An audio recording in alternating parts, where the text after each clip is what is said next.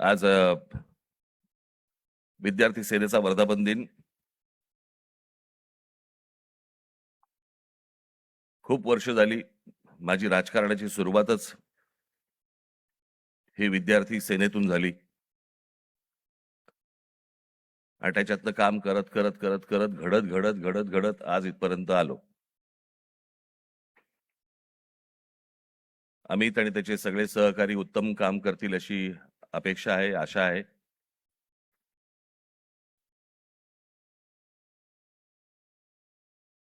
आणि या सदस्य नोंदणीला देखील भरघोस प्रतिसाद मिळेल अशी मी अपेक्षा करतो.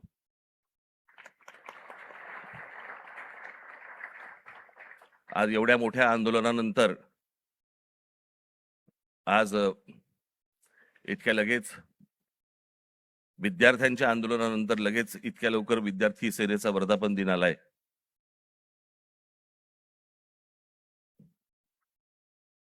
हे विद्यार्थ्यांचं आंदोलन का झालं, कशासाठी झालं हे आपण बोलूच.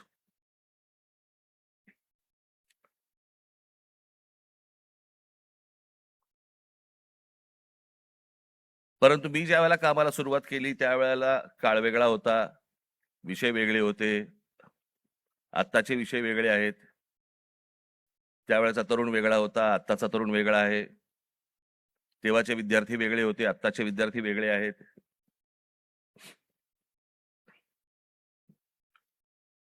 आम्ही जो काळ पाहिला तो टेलिग्राम पासून ते इंस्टाग्राम पर्यंत पाहिला.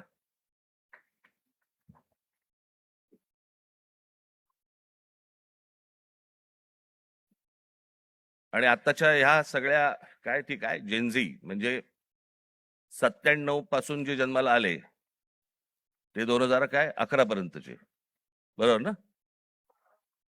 12 पर्यंत तेच ते.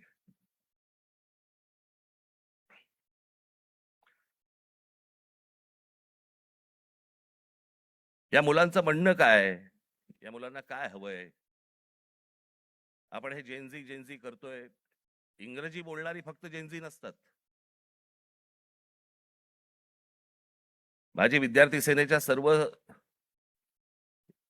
सहकार्यांना माझी विनंती आहे, जेनझी 97 नंतर जन्माला आलेले 2011 पर्यंत 12 पर्यंतची मुलं ही महाराष्ट्राच्या ग्रामीण भागात पण आहेत.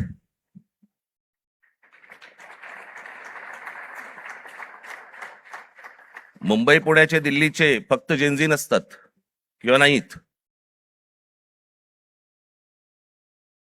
या मुलांच्या अपेक्षा काय आहेत, आशा काय आहेत, यांना काय हवंय? मला असं वाटतं ही गोष्ट समजून घेणं गरजेचं आहे. काही जुन्या ज्या काही भ्रामक कल्पना ज्या होत्या मला असं वाटतं त्याही आता आपण सोडून दिल्या पाहिजेत. आमच्या काळामध्ये आम्ही त्यावेळेला लहान असताना आमचे आई वडील सांगायचे, डोक्याला रात्री झोपताना तेल लावत जा, बुद्धी तल्लख होते. एका माणसाने आयुष्यभर केसाला तेल चोपडलं पण बुद्धी नाही आली.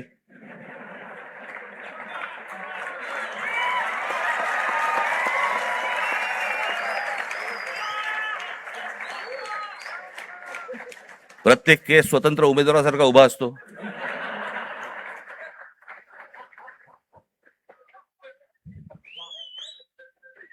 आणि हे म्हणे शिक्षण आणि तंत्रज्ञान मंत्री.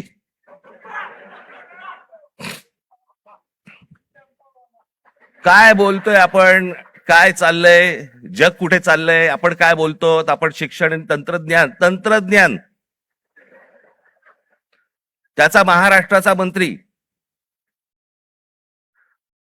दगडावरच्या फुटप्रिंट्स, त्यांना फिंगरप्रिंट्स म्हणायच्या होत्या,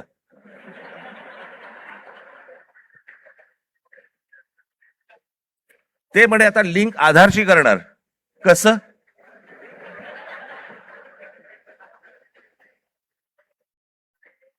मला चंद्रकांत पाटलांच्या मेंदूवरचे मला फिंगरप्रिंट्स बघायचे.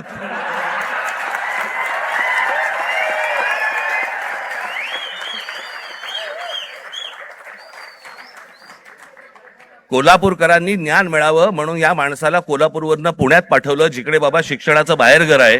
तिथेही काही नाही झालं.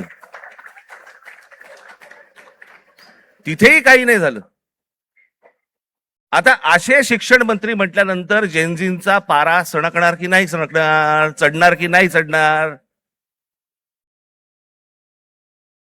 की ही अशी माणसं आमच्या नशिबी आणून तुम्ही ठेवली आहेत. आत्ताच मी एक पंतप्रधानांचं आत्ता आलेलं काहीतरी एक निवेदन आत्ता मी पाहून आलो.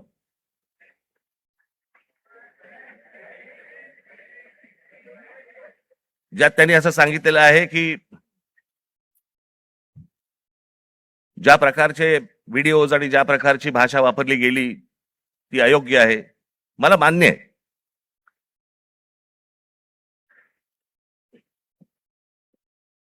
कोणाच्याही बाबतीमध्ये अशा प्रकारची खालच्या थरातली भाषा ही वापरली जाऊ नये हे मला 100% मला मान्य आहे पंतप्रधानांचं. मला पंतप्रधानांना फक्त एवढंच सांगायचंय, हे तुमच्या पक्षातल्या लोकांना पण सांगा.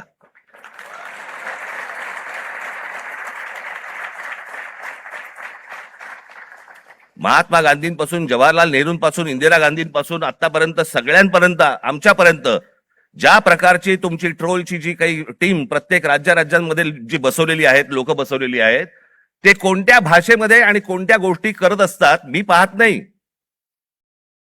मला ज्या गोष्टी कानावरती येतात, आज अनेक कलाकार आहेत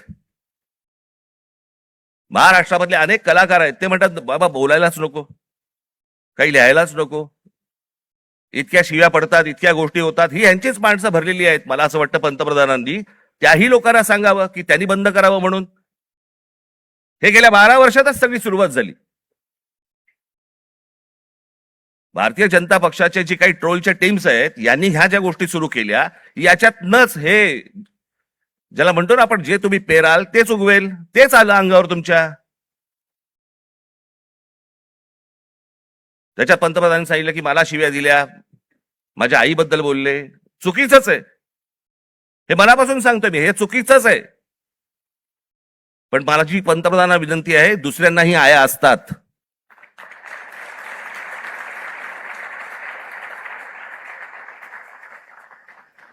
हे तुम्ही तुमच्या पक्षातल्या लोकांना देखील हे सांगितलं पाहिजे की तुम्ही मर्यादा पाळल्या पाहिजेत.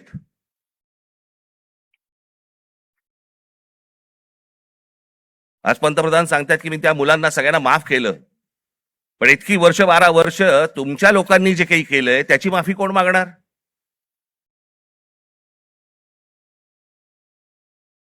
जे विद्यार्थी तरुण तिकडे जंतर मंतरला बसले होते, त्यांची डोकी फोडली, ज्यांना लाठ्या काठ्या मारल्या, त्याचे आदेश देणारे जे लोक होते ते कधी माफी मागणार?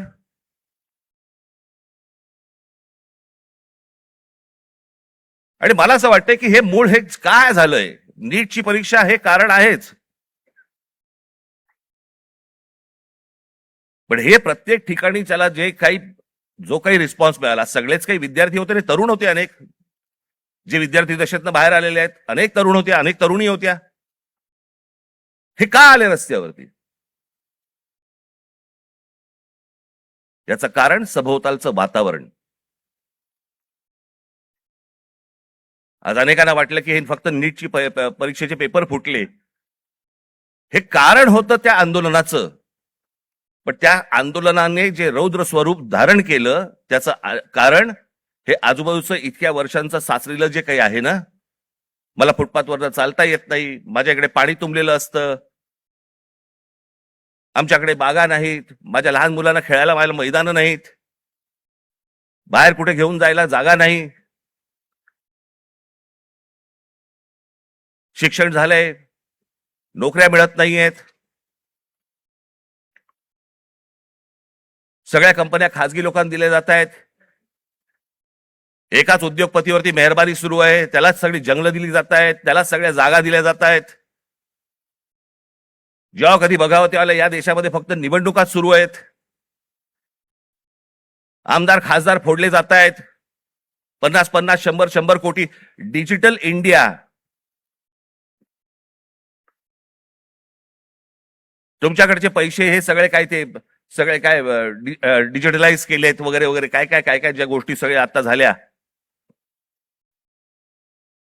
हे आमदार खासदार फुटतात त्यावेळेला कुठे कार्ड कुठे स्वाईप करतात?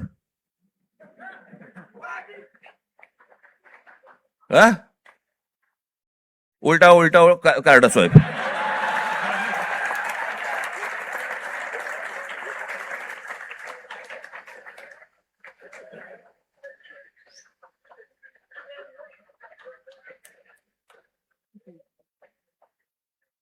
पैसे कुठे देतात मग?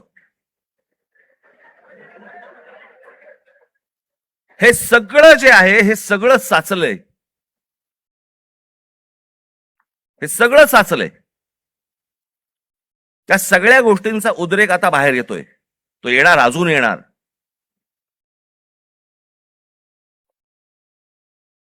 हा विषय कोणाला तरी सत्तेवरनं खाली खेचणं आणि कोणाला तरी सत्तेवरती आणणं हा एवढ्या पुरता मामूली विषय नाहीये. हा देशाचा विषय आहे.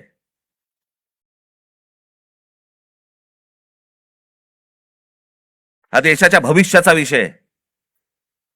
देशातल्या विद्यार्थ्यांच्या, तरुणांचा भविष्यातला विषय हा.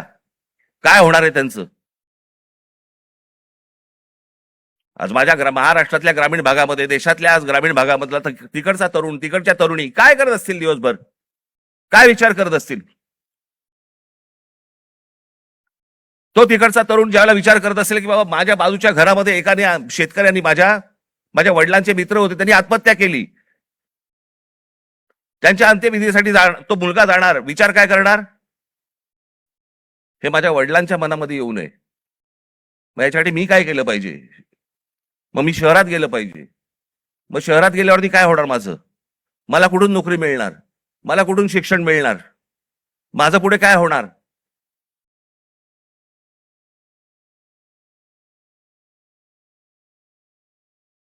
आज शहरांची परिस्थिती बघा. या सरकारने येऊन सांगितलं होतं आम्ही स्मार्ट सिटी करणार. कुठे आहेत त्या स्मार्ट सिटीज? आमच्याकडे रस्ते, पूल, जे काय ब्रिजेस जे काय बांधले जात आहेत, आपण त्याला विकास म्हणतोय. आपली शहरं ही राहण्यायोग्य आहेत का? इथपासून सगळी सुरुवात आहे ना. जर शहरातल्या लोकांना राहायला जर समजा त्रास होत असेल तर महाराष्ट्रातल्या, देशातल्या ग्रामीण भागामधनं जी लोक शहरामध्ये येत आहेत, कुठे राहणार आहेत? काय होणार आहे या शहरांचं?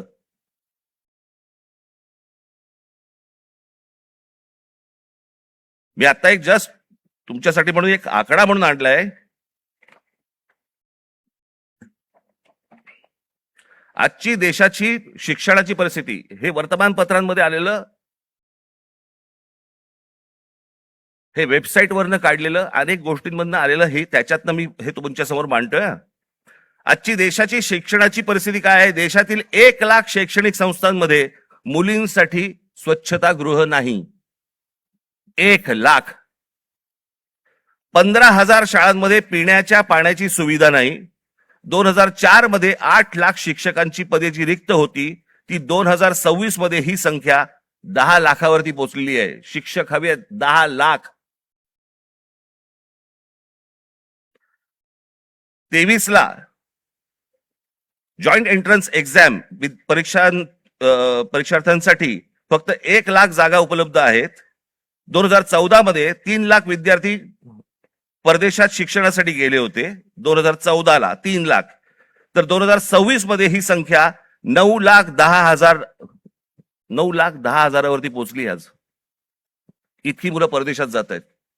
का परदेशात जात आहेत? मी 2014 साली मी एक डॉक्युमेंटरी केली होती, छोटीशी एक फिल्म केली होती 16 मिनिटाची. आपण जरूर बघा, युट्यूब वरती आहे.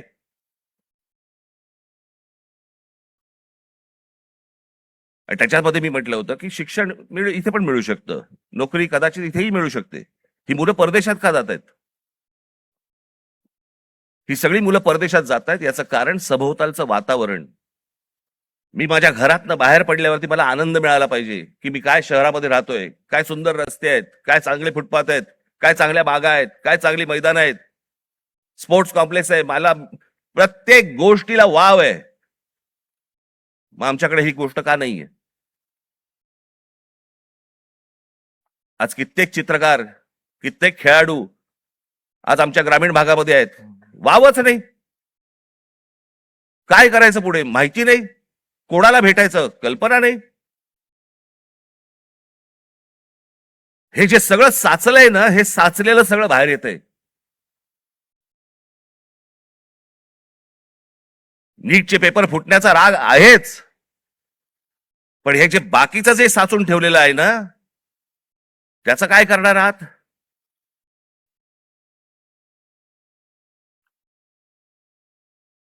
दोन 2014 मध्ये परदेशातील शिक्षणावरती भारतीयांनी, परदेशात जे गेले लोक 2014 मध्ये, त्या भारतीयांनी किती पैसे खर्च झाले त्यांनी स्वतःहून जे खर्च केले, म्हणजे आपल्या देशातनं जे बाहेर पैसे गेले ते किती गेले, तर ते 79,500 कोटी खर्च झाले. 79,500 कोटी.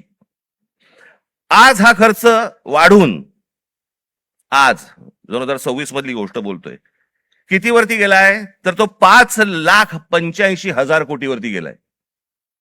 म्हणजे 5,85,000 कोटी हे आपल्या देशातनं आपली मुलं बाहेर शिक्षणासाठी गेलेत, त्यांच्या आई वडिलांनी जो खर्च केलाय तो 5,85,000 कोटी आपल्याकडनं परदेशात गेलेले आहेत. हजारो उद्योगपती, हा तर लोकसभेमधला आकडा आहे, हजारो उद्योगपती आपला सगळा बोजा बिस्तारा गुंडाळून परदेशात निघून गेलेत.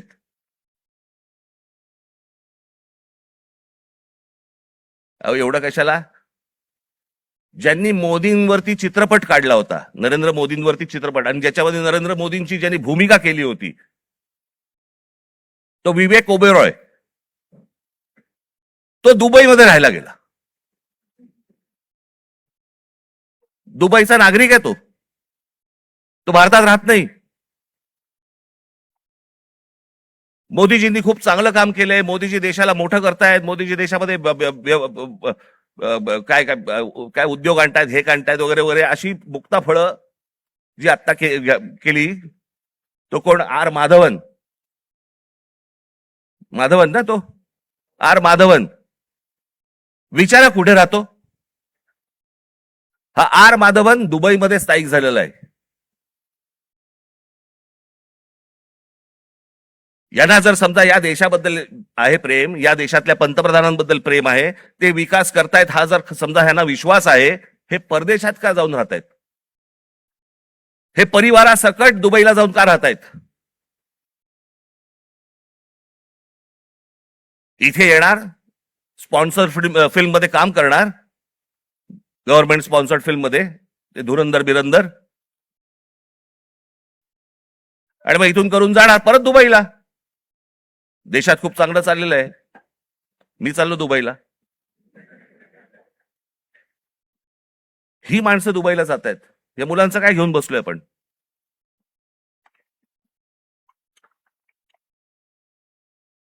दोन 2004 मध्ये काँग्रेस सरकार ज्या वेळेला होतं त्यावेळेला शिक्षणावरती खर्च किती होता? 3.2%. आज 2026 मध्ये तो किती आहे? 2.8%. म्हणजे शिक्षणावरती जेवढा खर्च व्हायला पाहिजे, अमेरिकेमध्ये जाऊन बघा, युरोपमध्ये जाऊन बघा, शिक्षणावरती काय प्रकारचा खर्च करतायत. आज त्या मुलांना, त्या विद्यार्थ्यांना, त्या मुलांना त्यांची स्वप्न, त्यांना काय म्हणायचंय, त्यांना काय सांगायचंय, त्या प्रत्येक गोष्टींसाठी, प्रत्येक स्वप्नांसाठी त्यांच्याकडे वाटा आहेत. आज पंतप्रधान सांगतायत, त्यांच्या निवेदनामध्ये बोललेत की ही विद्यार्थी हे सगळे जे आहेत हे चुकीच्या रस्त्यावरती भरकटलेले आहेत. चुकीच्या रस्त्यावरती. मी एक ओशोंचं एक वाक्य ऐकलं, मी वाचलं होतं ज्यावेळेला, मी त्यातलं एक वाक्य होतं ओशोंचं, फार छान वाक्य होतं, आणि त्याच्यामध्ये असं म्हणाले ते कि कौन कहता है कि इस देश का युवक गलत रास्ते पे भटक रहा है? रास्ता बनाने वालों ने ही अगर गलत रास्ता बनाया है तो युवकों को क्यों टोकते हो?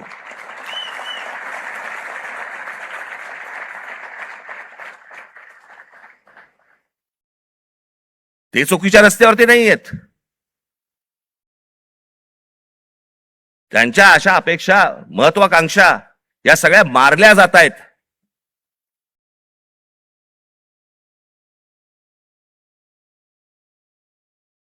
मोदींनी सांगितलं की आज मी म्हणे त्या सगळ्या ज्यांनी कोणी ट्रोल बिल केले त्यांना मी सगळ्यांना माफ करतो. या नीटच्या परीक्षांचे पेपर फुटल्यानंतर ज्या मुलांनी आत्महत्या केल्या त्यांच्या आई वडिलांची कोण माफी मागणार?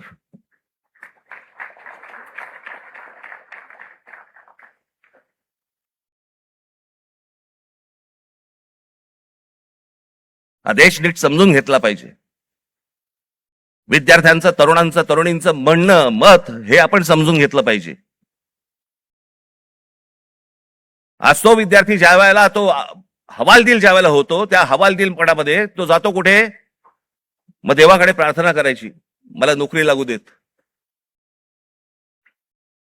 मला काम मिळू देत, मला पैसे मिळू देत, नोकरी लागल्यावर माझं लग्न होऊ देत.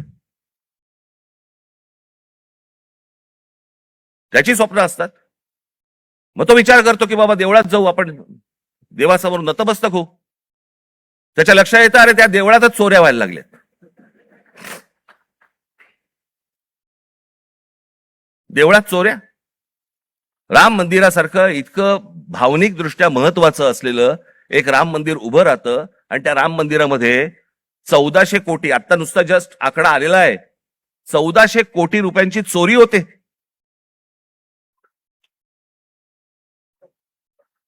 आणि याच्यावरनं सरकारमध्ये असलेले कोणीही त्याच्यावरती बोलायला तयार होत नाहीत. राम मंदिरावरती मत मागताना बरोबर गेलात तुम्ही, मग ज्या वेळेला 1400 कोटी रुपयांची चोरी झाली, पंतप्रधान स्वतः एकटे गेले होते, सगळेजण बाजूला उभे होते, स्वतः एकट्याने जाऊन तिकडे जाऊन पूजा केली, प्रतिष्ठापना केली, सगळ्या गोष्टी केल्या. पंतप्रधानांनी याच्यावरती बोलायला नको राम मंदिराच्या चोरीबद्दल? का त्या अयोध्येमधनं एक खासदार निवडून नाही आला म्हणून आमचा संबंध तुटला, असं आहे?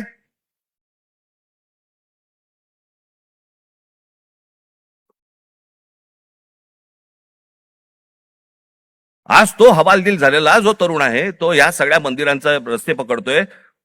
धर्मांध बनवू नका त्या तरुणाला. शिक्षणाच्या वाटेवरती लावा. नुसतं जय श्रीराम बोलून होणार काही नाहीये. आज अनेक गोरक्षक गाड्या पकडतायत, गायी पकडतायत, सगळ्या पकडतायत.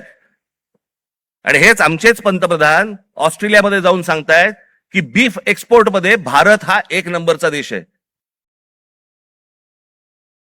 बीफ एक्सपोर्ट मध्ये ते कापल्याशिवाय होणार आहे का एक्सपोर्ट मध्ये आपण 1 नंबरचे? मग त्या गोरक्षकांचं काय करायचं? आपण करतोय काय? देश चाललाय कुठे? देश काय विचार करतोय? काही कशाचा कशाला ताळमेळ नाही. बस दिसली जमीन की दे अदानीला, दिसलं जंगल की दे अदानीला. आम्ही काही ह्या सगळ्या गोष्टींची काय फक्त टीका करण्यासाठी हा विषय नाहीये. मला असं वाटतं ही गोष्ट परिस्थिती समजून घेणं गरजेचं आहे की या देशामध्ये काय सुरू आहे आणि काय घडतंय. मी आज अजून एक गोष्ट तुमच्या समोर आणणार आहे. माझे पत्रकार बांधव इथे आलेले असतील, तुम्ही विचार करा. आपण जातो, श्रद्धेने जातो, मंदिरात जातो, आपण काही दानपेटीमध्ये टाकतो, ज्याच्यावरती या देशाच्या सगळ्या मंदिरांमध्ये लाखो कोटी रुपये जमा होतात. काय होतात त्याचं, काय होतं काय नाही माहित नाही. त्याचे ट्रस्ट असतात, त्याचे ट्रस्टी असतात सगळे. मग त्याच्यातनं आपल्याला कळतं चोऱ्या होत आहेत. आता हे प्रकरण घ्या. पत्र आहे प्रति माननीय श्री एकनाथ शिंदे साहेब, उपमुख्यमंत्री महाराष्ट्र राज्य. विषय सिद्धिविनायक मंदिर न्यास मधील दानपेटीतील चोरीबाबत वरिष्ठ पातळीवरती चौकशी करण्याबाबत. जिथे आपण श्रद्धेने जातो, जिथे दानपेटीमध्ये आपल्याकडे भाविक जातात आणि पैसे टाकतात,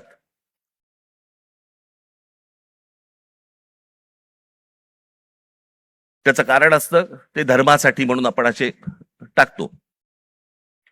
महोदय, आम्ही स्वाक्षरी करणारे सर्व सिद्धिविनायक न्यास मंदिर प्रभादेवी मुंबई येथील विश्वस्त आहोत.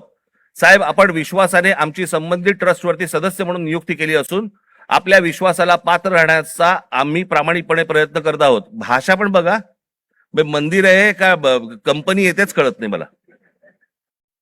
त्यामुळे मंदिरात गेल्या 1.5 वर्षाच्या कालावधीत विविध उपाययोजना राबविताना मंदिराची मिळकत 35% जादा वाढविण्यात आम्ही काही प्रमाणात यशस्वी झालो आहोत. मिळकत तुम्ही कसे यशस्वी झालात? असो, महोदय, विश्वस्तांच्या सतर्कतेमुळे मंदिरातल्या दानपेटीतून पैसे चोरणारे कर्मचारी पकडले गेलेले आहेत. हे कर्मचारी पकडण्यापूर्वी दर बुधवारी मंदिरातल्या दानपेटीतील रकमेची मोजदाद ही 50 लाख रुपयाच्या आत होती. मात्र हे कर्मचारी पकडल्यानंतर गेले 3 आठवड्याची दानपेटी रक्कम ही 1.5 कोटी रुपयांच्या घरात पोहोचली आहे. याचाच अर्थ यापूर्वी दर आठवड्याला दानपेटीतील जमा होणाऱ्या काही रकमेतील काही रक्कम ही लंपास होत होती. त्यामुळे दरवर्षी सुमारे 18 कोटी रुपयांचे मंदिराचे नुकसान होत होते. याचे धागेदोरे वरिष्ठ पातळीवर आहेत असा आमचा ठाम संशय आहे. साहेब, या प्रकरणाची आपण गंभीर दखल घेऊन शासकीय पातळीवरती संबंधित प्रशासनातील वरिष्ठ अधिकाऱ्यांची चौकशी लावावी अशी आमची आपणास विनंती आहे. विश्वस्त मंडळ सिद्धिविनायक गणपती मंदिर न्यास, प्रभादेवी, मुंबई. हे सगळ्यांनी सह्या केल्या आहेत. राहुल लोंढे, भास्कर शेट्टी, महेश मुदलियार, जितेंद्र राऊत, मीना कांबळी, मनीषा तुपे, गोपाळ दळवी, सुदर्शन सांगळे, हे त्यांचं पत्र आहे.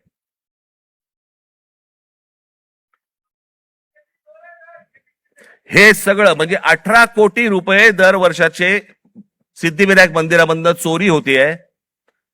आपण भाबडेपणाने, भाविकपणे आपण तिकडे जातोय, दानपेटीमध्ये आपण टाकतोय. हे असल्या चोऱ्या होत आहेत. ही माणसं सगळी मंदिरं लुटतायत.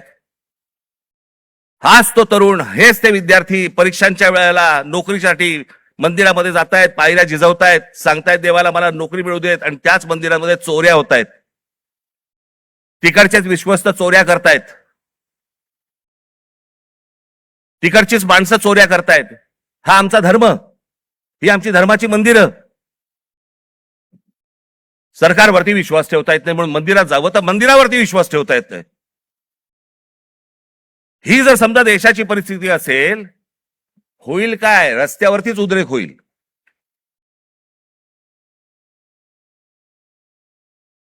राजकारण सोडून द्या बाजूला.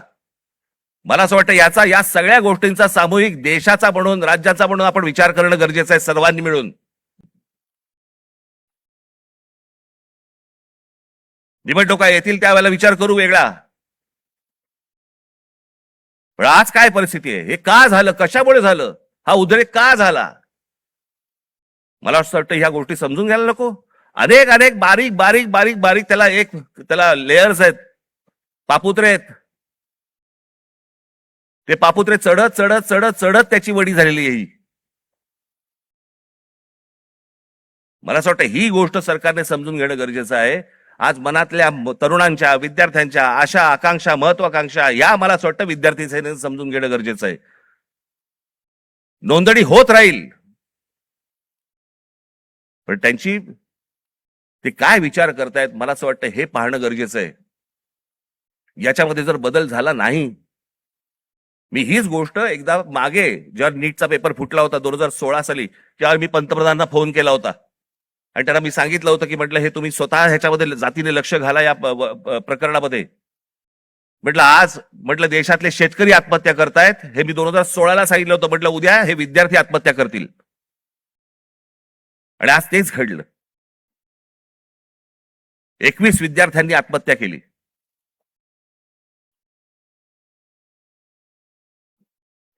सदस्य नोंदणी ही तर कराच, पण मला असं वाटतं या शिक्षण क्षेत्रामध्ये आमूलाग्र बदल होणं गरजेचं आहे. त्याच्यासाठी विचारवंतांची गरज आहे. जे विचारवंत या देशामध्ये आहेत त्यांना बोलवणं गरजेचं आहे. त्यांची आणि या मुलांची सांगड घालून देणं गरजेचं आहे. यांची स्वप्न आणि त्या स्वप्नांना कसा आकार देता येईल याच्यासाठी म्हणून जे तज्ञ या देशामधले आहेत त्यांना बोलवणं गरजेचं आहे. त्या मुलांना समजून घेणं गरजेचं आहे. मला असं वाटतं एवढीच अपेक्षा माझी आज या दिवशी मी व्यक्त करतोय. आज या विद्यार्थी सेनेच्या मुलांनी, सर्वात तरुणींनी या महाराष्ट्रातल्या विद्यार्थ्यांची अपेक्षा, आशा, आकांक्षा ह्या समजून घ्याव्यात आणि त्याला आकार देण्याचा मला असं वाटतं जास्तीत जास्त प्रयत्न करावा. भविष्यातल्या तुमच्या सगळ्या वाटचालीसाठी माझ्याकडनं मनपूर्वक तुम्हाला सर्वांना शुभेच्छा देतो आणि आपणा सर्वांची मी रजा घेतो. धन्यवाद. जय हिंद, जय महाराष्ट्र.